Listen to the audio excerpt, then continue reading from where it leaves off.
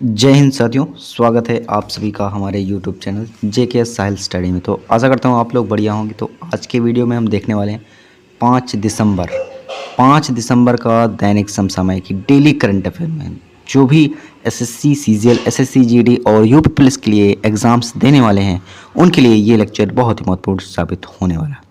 10 question रहेंगे दोस्तों, जिसमें आपको एक लास्ट में क्वेश्चन का आंसर देना होगा। तो चलिए शुरू करते हैं। फटाफट से वीडियो को लाइक कर दीजिए, चैनल को सब्सक्राइब करके बेल आइकन प्रेस करके नोटिफिकेशन ऑन कर दीजिए, तो आने वाली वीडियो आपको तुरंत मिल जाएंगे। चलिए फटाफट से शुरू करते हैं। बहुत ही महत्वपूर्ण क्वेश्चन साबित होंगे, इनको आपको नोट डाउन भी करते जाना है अलग से कॉपी में, और कुछ इंपॉर्टेंट पॉइंट भी बताऊँगा वो आपके उनको भी आप अलग से नोट डाउन कर लेना है।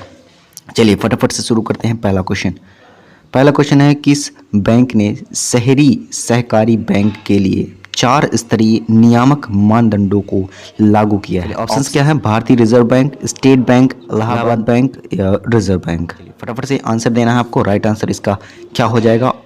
किस बैंक ने सहकारी बैंक के लिए 4 स्तरीय नियामक मानदंड को लागू किया है? फटाफट से आंसर दीजिए। राइट आंसर क्या हो जाएगा? चलिए, तो यहाँ पर आपका राइट आंसर क्या हो जाएगा? चलिए पहले बात कर लेते हैं सहकारी बैंक। इसको सहकारी बैंक की इसकी स्थापना कब की गई? 1904 में। नोट डाउन करते जाइएगा दोस्तों। 1904 में इस सहकारी बैंक की स्थापना की गई, ये आपको ध्यान रखना है। इसमें कितने स्तर होते हैं? 4 स्तरीय नियामक मानदंड होते हैं, ये अलग से पॉइंट आपको नोट डाउन करके रखना है। चलिए, तो इसका सही आंसर क्या हो जाएगा दोस्तों? भारतीय रिजर्व बैंक। तो ये राइट आंसर हो जाएगा। भारतीय रिजर्व बैंक ने शहरी सहकारी बैंक के लिए 4 स्तरीय नियामक मानदंडों को लागू किया। तो यहाँ पर आपका करेक्ट आंसर ए राइट हो जाएगा। अब यहाँ पर बात आती है इनकी स्थापना कब हुई, उनको भी देख लेते हैं। भारतीय रिजर्व बैंक की बात करें तो रिजर्व बैंक की 1935 में हुई। कब हुई?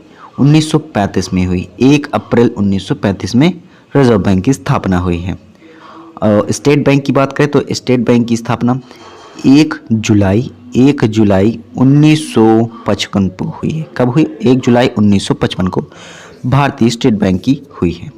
और इलाहाबाद बैंक की बात करें तो इलाहाबाद बैंक की 24 अप्रैल 1865 को इलाहाबाद बैंक की स्थापना हुई थी। चलिए, तो यहाँ पर आपका राइट आंसर ए हो जाएगा दोस्तों।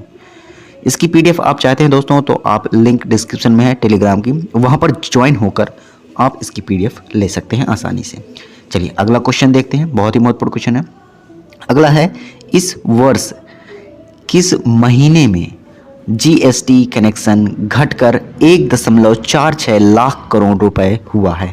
ऑप्शंस आपके हैं दिसंबर, जनवरी, नवंबर, अगस्त। राइट आंसर क्या हो जाएगा? फटाफट से आंसर दीजिए। किस महीने में GST कनेक्शन घटकर 1.4 लाख करोड़ रुपए हुआ है? यहाँ पर आपको राइट आंसर बताना है किस महीने में हुआ है। फटाफट से आंसर दीजिए।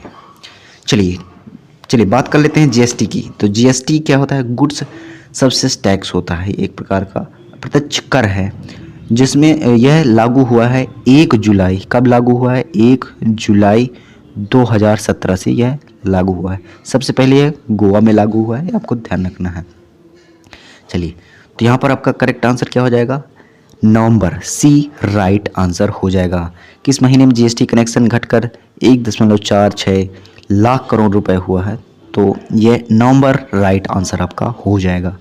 बहुत ही महत्वपूर्ण क्वेश्चन है, इनको आपको नोट डाउन कर देना। आगे एग्जाम में बैठेंगे तो 100% छपने की संभावना है। चलिए अगला, नई दिल्ली में स्कूल शिक्षा और साक्षरता विभाग के सचिव के रूप में नियुक्त किए गए। ऑप्शंस आपके संजय कुमार, अरविंद केजरीवाल, मनीष सिसोदिया, राघव चड्ढा। तो राइट आंसर आपका क्या हो जाएगा? फटाफट से आंसर दीजिए। नई दिल्ली में स्कूल शिक्षा और साक्षरता विभाग के सचिव के रूप में नियुक्त किया गया। किसे नियुक्त किया गया? आंसर दीजिए दोस्तों। चलिए, तो यहाँ पर आपका राइट आंसर क्या हो जाएगा? संजय कुमार, ए राइट आंसर हो जाएगा। संजय कुमार को नई दिल्ली के स्कूल शिक्षा और साक्षरता विभाग के सचिव के रूप में नियुक्त किया गया है। तो आपका right answer Sanjay Kumar, A correct हो जाएगा। और यहाँ दिल्ली के मुख्यमंत्री कौन है दोस्तों? दिल्ली के मुख्यमंत्री हैं अरविंद केजरीवाल। कौन है? अरविंद केजरीवाल। ये आपको ध्यान रखना है, बहुत महत्वपूर्ण क्वेश्चन है, नोट डाउन करते जाइएगा दोस्तों फटाफट से। अगला क्वेश्चन बहुत ही महत्वपूर्ण क्वेश्चन है। किसे हाल ही में institute of cost account of India के अध्यक्ष चुना गया है? ऑप्शंस आपके हैं विकास श्रीवास्तव, विजेंद्र शर्मा, संजीव बजाज या फिर इनमें से कोई नहीं। तो राइट आंसर क्या हो जाएगा, फटाफट से आंसर दीजिए। किसे हाल ही में institute of cost account of India के अध्यक्ष चुना गया है? फटाफट से आंसर दीजिए, राइट आंसर क्या हो जाएगा। चलिए बात कर लेते हैं यहाँ पर कि institute of cost account of India के अध्यक्ष की, तो कौन है? राइट आंसर क्या हो जाएगा फटाफट से। चलिए तो यहाँ पर आपका right answer Vijender Kumar, B right answer हो जाएगा। कौन है? विजेंद्र कुमार अध्यक्ष चुने गए हैं। क्या है? Institute of cost account of India के अध्यक्ष चुने गए। किसे चुना गया है? विजेंद्र शर्मा। चलिए उपाध्यक्ष की बात करें तो राकेश भल्ला, ये भी आपको ध्यान रखना है, ये भी आपसे पूछा जा सकता है। राकेश भल्ला उपाध्यक्ष भी पूछ सकता है, तो आप उसको ध्यान रखिए, राकेश भल्ला। चलिए अगला क्वेश्चन देखते हैं, बहुत ही महत्वपूर्ण क्वेश्चन है, इनको नोट डाउन करते जाना है दोस्तों। लाइक भी कर दीजिएगा, अगर सेशन आपको अच्छा लगता है तभी आप लाइक करिएगा। चलिए अगला क्वेश्चन है, हाल ही में दिव्य कला मेला 2022 का उद्घाटन कहाँ हुआ है? ऑप्शंस आपके चंडीगढ़, नई दिल्ली, मुंबई या फिर इनमें से कोई नहीं। फटाफट से आंसर दीजिए, दिव्य कला मेला 2022 का उद्घाटन कहाँ हुआ है? ऑप्शंस आपके हैं, राइट आंसर क्या हो जाएगा, फटाफट से आंसर दीजिए। चलिए तो यहाँ पर आपका राइट आंसर क्या हो जाएगा? नई दिल्ली, बी राइट आंसर हो जाएगा। दिव्य कला मेला का उद्घाटन नई दिल्ली में किया गया है। किसने किया है? गिरिराज सिंह कैबिनेट मंत्री हैं, जो पशुपालन, डेयरी और मत्स्य पालन मंत्री हैं। आपको ध्यान रखना है गिरिराज सिंह, इनके द्वारा यह उद्घाटन किया गया है दिव्य कला मेला का। कहाँ किया गया है? नई दिल्ली में। तो आपका करेक्ट आंसर बी हो जाएगा।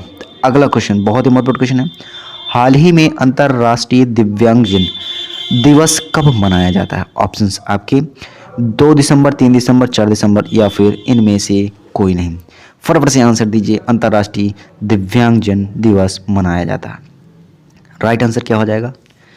चलिए तो यहाँ पर आपका राइट आंसर क्या हो जाएगा? राइट आंसर क्या हो जाएगा? बी 3 दिसंबर अंतर्राष्ट्रीय दिव्यांगजन दिवस मनाया जाता है 3 दिसंबर को।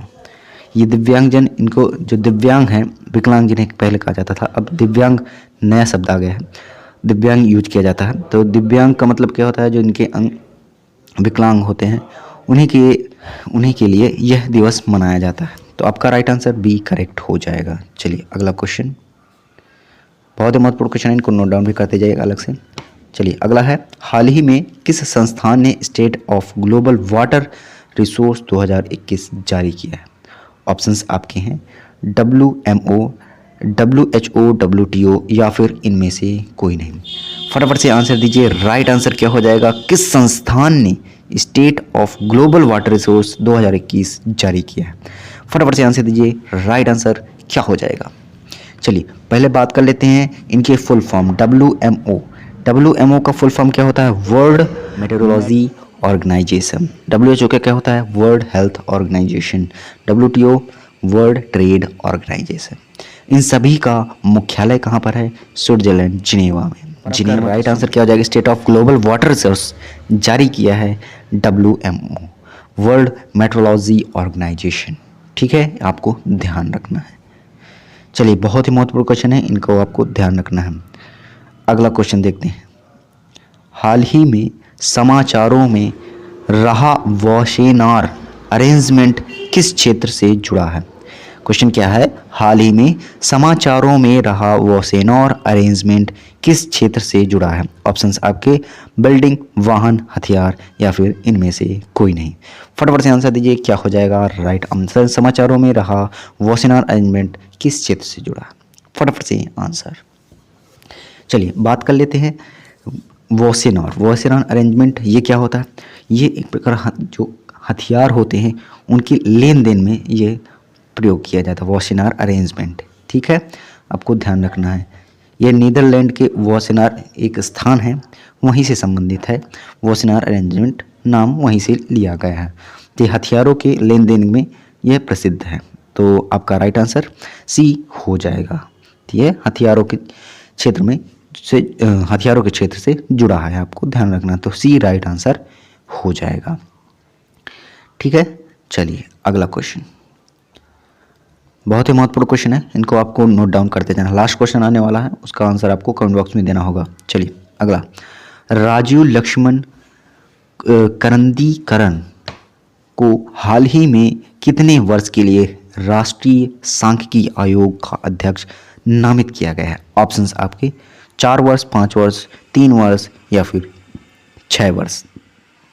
राइट आंसर क्या हो जाएगा? फटाफट से आंसर दीजिए। राजीव लक्ष्मण करंदीकरण को हाल ही में कितने वर्ष के लिए राष्ट्रीय सांख्यिकी आयोग का अध्यक्ष नामित किया गया? फटाफट से यह आंसर दीजिए। राइट आंसर क्या हो जाएगा? चलिए बात कर लेते हैं राष्ट्रीय सांख्यिकी आयोग। राष्ट्रीय सांख्यिकी आयोग, इसकी गठन कब की गई, स्थापना कब की गई? चलिए बात कर लेते हैं उसकी भी। इसकी 12 जुलाई कब की गई? 12 जुलाई 2006 में इसकी गठन किया गया था, राष्ट्रीय सांख्यिकी आयोग का। और इसका मुख्यालय कहाँ पर है? नई दिल्ली में, आपको ध्यान रखना है। और इसमें जो अध्यक्ष नियुक्त किए गए हैं राष्ट्रीय सांख्यिकी आयोग के, वह किसे नियुक्त किया गया है? ये राजीव लक्ष्मण करंदीकरण, राजीव लक्ष्मण करंदीकरण को इनको अध्यक्ष नियुक्त किया गया। और कितने वर्ष के लिए नियुक्त किया गया? तो आपका राइट आंसर क्या हो जाएगा? 3 वर्ष। सी राइट आंसर हो जाएगा। 3 वर्ष के लिए इनको नियुक्त किया गया है राष्ट्रीय सांख्यिकी आयोग का अध्यक्ष। चलिए लास्ट क्वेश्चन है, इसका आंसर आपको कमेंट बॉक्स में देना है। चलिए, विश्व मृदा दिवस विश्व भर में कब मनाया जाता है? ऑप्शंस आपके 5 दिसंबर, 6 दिसंबर, 7 दिसंबर या फिर 8 दिसंबर। इसका आंसर आपको कमेंट बॉक्स में देना है, फटाफट से आंसर दीजिएगा।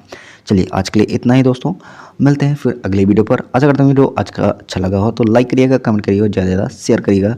इसकी PDF आपको टेलीग्राम ग्रुप में मिल जाएगी, लिंक डिस्क्रिप्शन में है, वहाँ से ज्वाइन होकर आप इसकी PDF ले सकते हैं। चलिए मिलते हैं next video. Thanks for watching. जय हिंद।